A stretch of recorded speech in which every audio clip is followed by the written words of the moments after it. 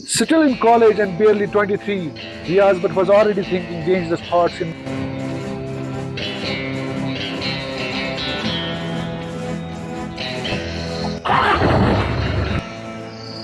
One evening in June 1987, while Riaz was having dinner with his parents, he tried to overcome their apprehension. He knew that he was going to ask them what would immediately be refused, as it was possible for them to allow him to go to Afghanistan. From the mountains of Kashmir to the deserts of Arabia, there's a man who did remarkably well with carpets, and he calls himself now the Jeep legend. Let's meet Riaz Butt. अस्सलाम वालेकुम रियाज साहब, वालेकुम सलाम। कैसे हैं जी? आप ठीक है? ठीक, अल्हम्दुलिल्लाह। आप कैसे हैं? अल्हम्दुलिल्लाह, very well.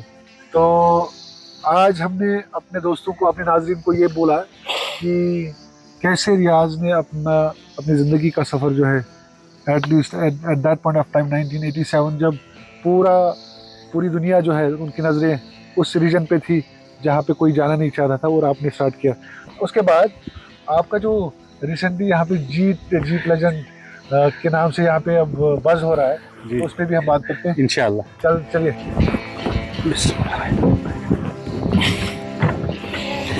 I have brought this very special hat. Oh. ये मेरी one of the favorite hat है।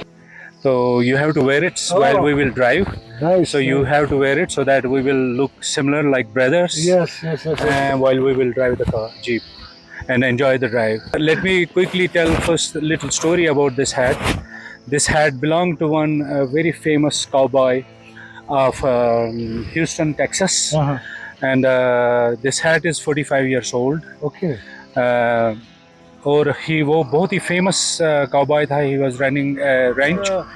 Riaz, besides getting into rugs and crafts of these areas, he also developed an interest to study these rugs, to study these motifs, to study the designs, and he was invited as the guest faculty in some of the reputed universities in the US, where he teaches designs, where he teach them how these rugs are made and all. And आज रियाज जो है रगमैन of दोहा के नाम से भी जाने जाते हैं, and Riaz has been featured by most of the reputed organizations like CNN, BBC. This is what drew Riaz Butt to Afghanistan for the first time back in 1988. That was really one of the most dangerous adventure one can even imagine. Going to Afghanistan in 1988 March, when Russia is occupied almost 70% of the land and there is fierce war out on the ground. हम एक journey पे start करते हैं और आपकी कहानी को भी जानते हैं, और क्या क्या आपके इंटरेस्ट है उनको भी जानते हैं। Right.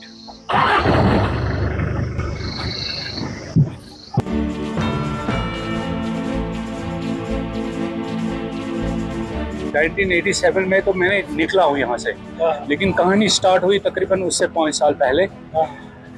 जब मैं अभी स्कूल में ही था, मेरे अंकल यहाँ थे जो पाकिस्तानी नेशनल थे, और यहाँ आते रहते थे। मेरे मामू, जो मेरे सबसे बड़े मामू थे, वही मेरे टीचर रहे हैं, मेरे मेंटोर रहे हैं, और उन्होंने मुझे बेसिक नॉलेज जो थी वो कारपेट्स की भी दी थी। तो उनका शोरूम था काठी दरवाज़ा में, and it was called Aman carpets. अच्छा। तो मैं वहाँ स्कूल में होता था, लेकिन मैं वहाँ रहता था, उनके पास ही रहता था, मामू के पास। तो उनके जो कस्टमर्स आते थे जनरली, वो तो सारा कश्मीरी जो होता है ना, क्या नाम है इसका, कश्मीरी कारपेट्स, उसका जो बिजनेस करते थे। So right now we are in Pari Mahal. Pari Mahal is a historical. It's a place which comes under Archaeological Survey of India. This place has been built in 17th century by Dara Shikoh, son of Shah Jahan. तो यहाँ पे जो है आज रियाज और इसकी कहानी। रियाज, you are very amazed to see this place. Absolutely, because interestingly, you are here for the first time. It's very surprising because when I have left Kashmir, I was very young. I was only 21 years old, 1987. So तब भी मौका नहीं मिला था मुझे यहाँ आने का इस पार्क में। तो आज मैं पहली दफ़ा यहाँ आया हूँ। So I'm really amazed looking at this wonderful structure.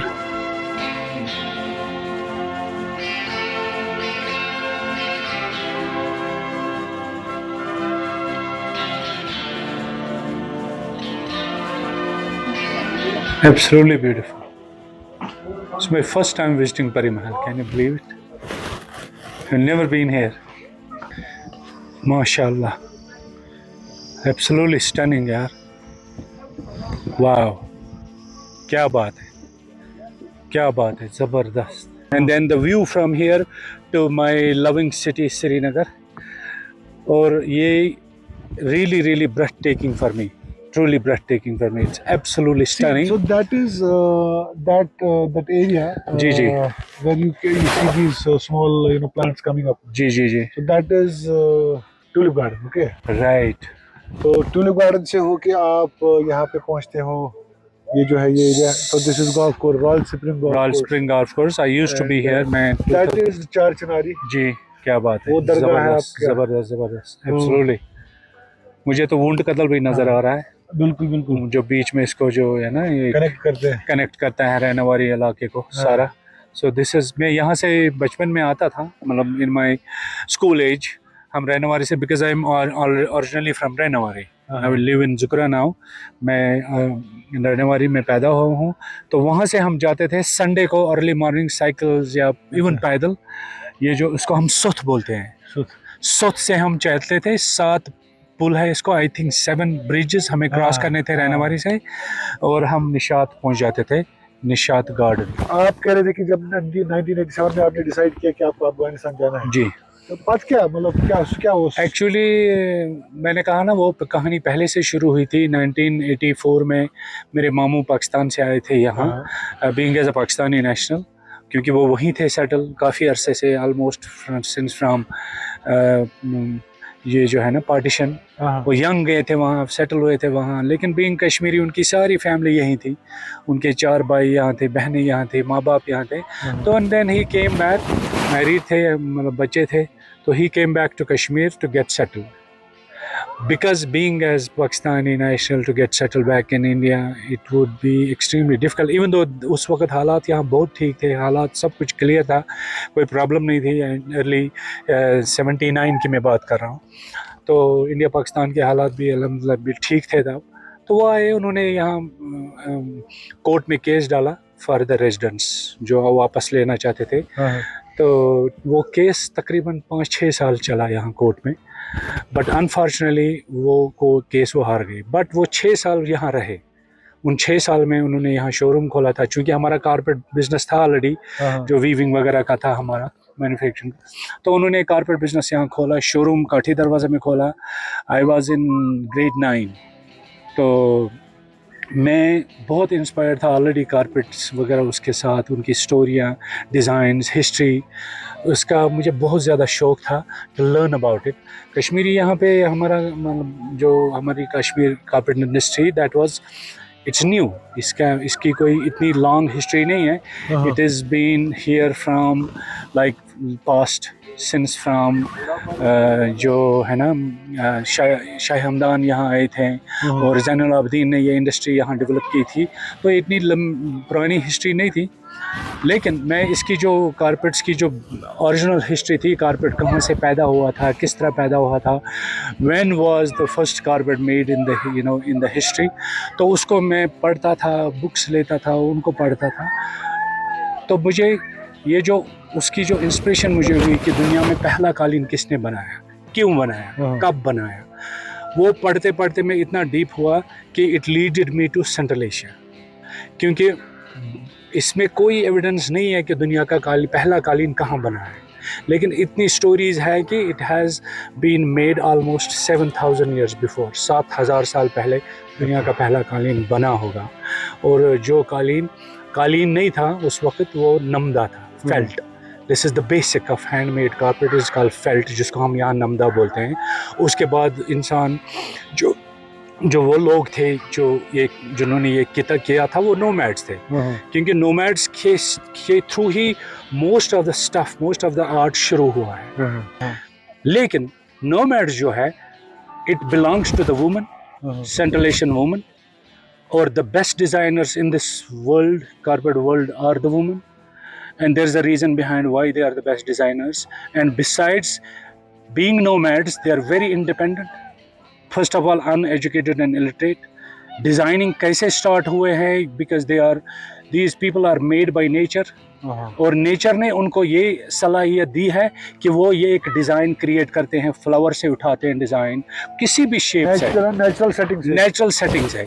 लेकिन वही औरत ये काम करती है जो खुद ऊन निकालती है शीप से। आई वाज आल्सो स्टडीइंग कि जब अफगानिस्तान में सोवियत ये वॉर चल रहा था, तो उसमें क्या बहुत सारे ऐसे कारपेट्स आए जिसमें वॉर मोटिव्स Absolutely, थे। it's called war carpets. War carpets, Exactly, threads तो of war. Threads of war, या Absolutely, वो मैंने बहुत बेचे हैं, मैंने बहुत कलेक्ट किए हैं। ओरिजिनल जो वो बने थे ना अर्ली 80s में, तो वो मैंने उस वक्त से मैंने वो मतलब ना कलेक्ट किया। पहला जो वॉर रग बना था, it was actually an impression, bad impression of the Soviet ammunition used on the Afghani people. Okay, क्योंकि उससे पहले अफगानी लोगों ने इतना heavy sophisticated and modern warfare नहीं देखा था। और ये जब अफगानिस्तान पे हमला हुआ, मतलब रशिया ने ऑक्यूपाई किया, और सबसे पहले कौन हिट हुआ था? दे वर द नोमैड्स। क्योंकि अफगानिस्तान, ये नोमैड जो है, ये नॉर्थ ऑफ अफगानिस्तान, पूरे नॉर्थ के हिंदू कुश माउंटेन जो है उसमें रहते हैं, ईरान के बॉर्डर पे, as well as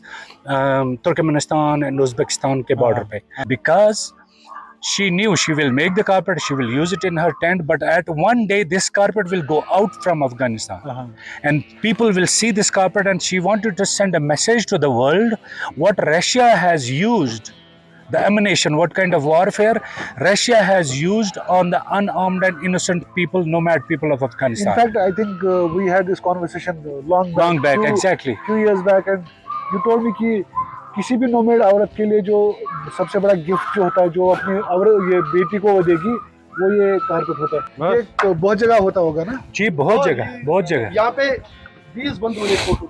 very nice, very good, चलो शुक्रिया, वेलकम जी।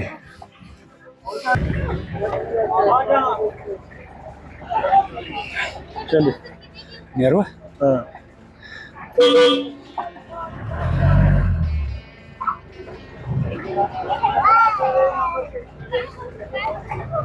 ज़्यादा म्यूजिक नहीं सुनता हूँ, पहले वेस्टर्न ही सुनता था।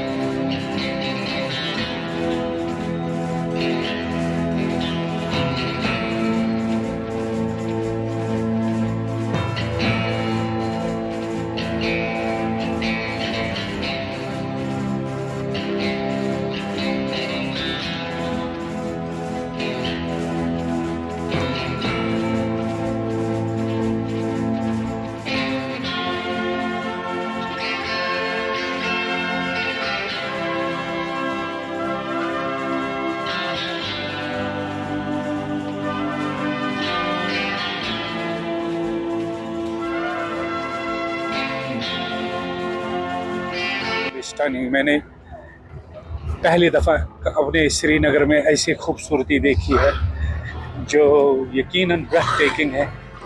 अल्लाह ताला की कुदरत यहाँ सामने नज़र आती है। इस वंडरफुल जर्नी में एक मेरा स्पेशल पार्ट रहा है, जो ये जीप ड्राइव है ज़बरवन की चोटियों के अंदर, डीप इनसाइड।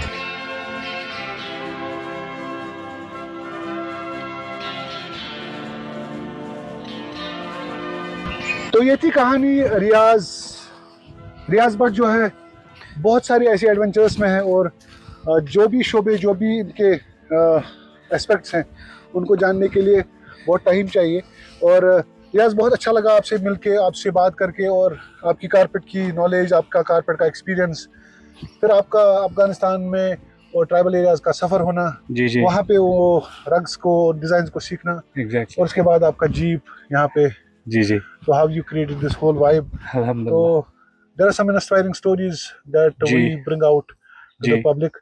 तो बहुत बहुत शुक्रिया, और आपने हमें अपना कीमती वक्त दे दिया। Thank you so much. First of all, I'm very thankful to you because you are really a good inspiration for me as well. तो सबसे पहले आपका शुक्रिया, और then जो आपका जो चैनल है, what's it called? आवाज़ द वॉइस, उनका बहुत बहुत शुक्रिया। अल्हम्दुलिल्लाह, ये एक मेरे लिए भी एक अमेजिंग एक्सपीरियंस रहता है जब मैं बात करता हूँ, लोगों तक वो मैसेजेस पहुँच जाती हैं, लोगों को, काफ़ी सारे लोगों को इसमें से इंस्पिरेशन मिलती है। बिल्कुल।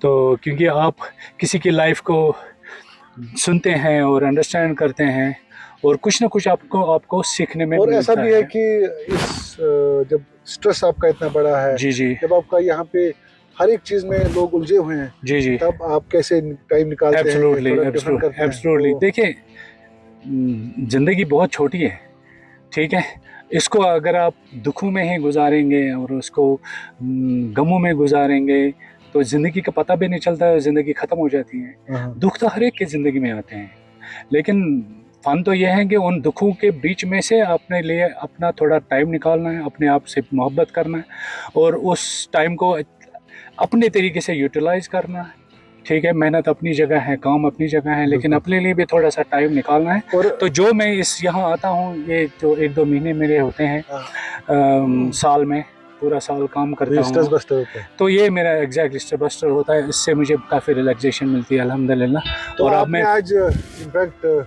हमें भी बहुत सफर कराया और जी, बहुत जी। अच्छी सी जगह यहाँ पे हमने जी देखी। जी, it was a really good adventure for all of us, absolutely same here. For the whole team.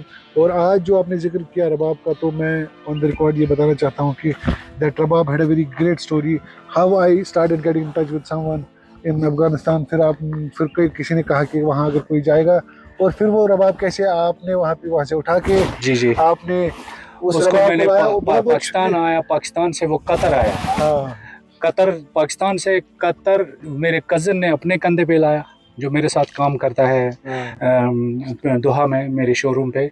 और फिर दोहा से जब मैं यहाँ आया तो मैंने अपने कंधे पे वो लाया, हाँ। और आपको वो मुझे बहुत बहुत याद है। शुक्रिया, and I think I have come a long way. Thank you, तब से जी जी, बिल्कुल बिल्कुल, थैंक यू सो मच, बहुत थैंक यू, बहुत शुक्रिया। Thank you.